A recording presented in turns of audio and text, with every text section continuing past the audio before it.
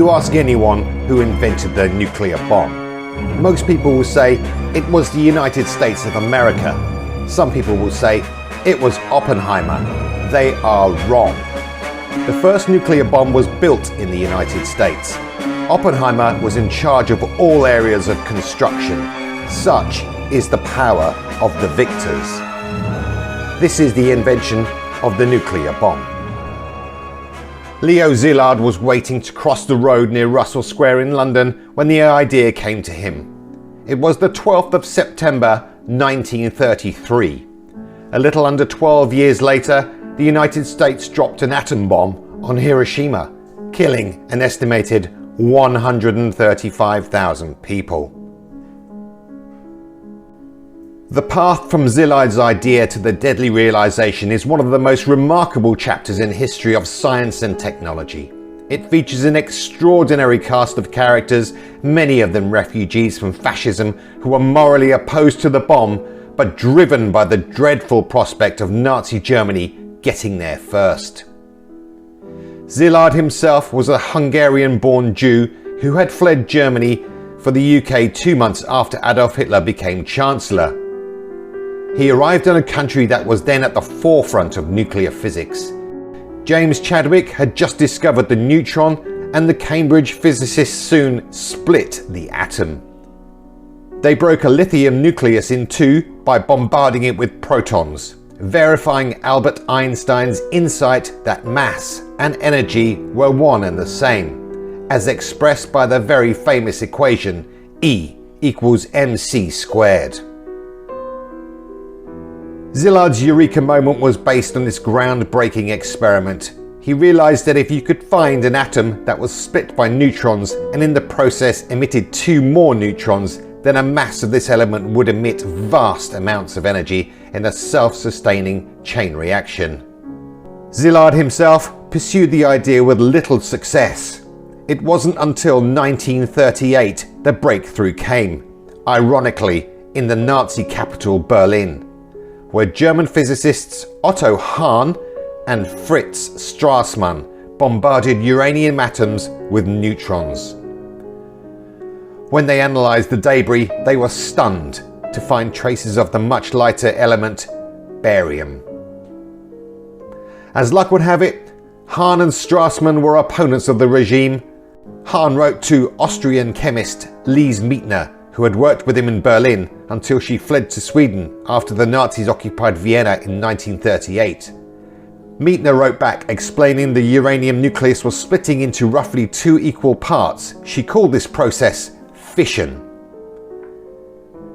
The next piece of the puzzle came when Italian physicist Enrico Fermi, who had fled fascism, was working at Columbia University in New York. He discovered that uranium fission released the secondary neutrons that were needed to make the chain reaction happen. Szilard soon joined Fermi in New York. Together, they calculated that a kilogram of uranium would generate as much energy as 20,000 tons of TNT. Szilard already saw the prospect of a nuclear war.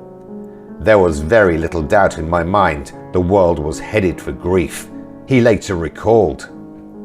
Others did have their doubts.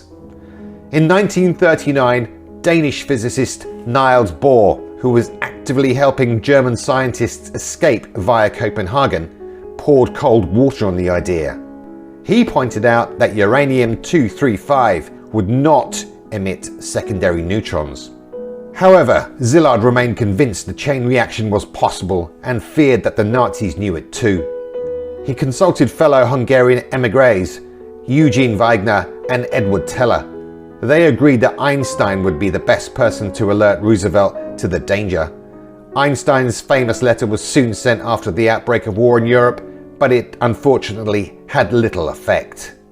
Things changed dramatically in 1940 when news filtered through that 2 German physicists working in the UK had proved Bohr wrong. Rudolf Perls and Otto Frisch had worked out how to produce uranium-235 in large quantities, how it could be used to produce a bomb, and what the appalling consequences of dropping it would be. Perls and Frisch, who Bohr had helped escape, were also horrified at the prospect of a Nazi bomb and in March they wrote to the British government urging prompt action. Their memorandum on the properties of radioactive superbomb was more successful than Einstein's letter to Roosevelt. It led to the initiation of the British bomb, codenamed Tube Alloys. The letter also galvanized the US into action. In April 1940, the government appointed veteran physicist Arthur Compton to head a nuclear weapons program, which eventually became the Manhattan Project. One of his first moves was to bring various chain reaction research groups under one roof in Chicago. That summer, the team began a series of experiments to make the chain reaction happen. The bombing of Pearl Harbor in December 1941 added a further impetus. A year later, the Manhattan Project team was ready to attempt a chain reaction in a pile of uranium and graphite they had assembled in a squash court underneath a stand of the University of Chicago's football field. On Wednesday, the 2nd of December 1942, they did it. The celebrations were muted. Once the reaction was confirmed, Szilard shook hands with Fermi and said, "This will go down as a black day in the history of mankind."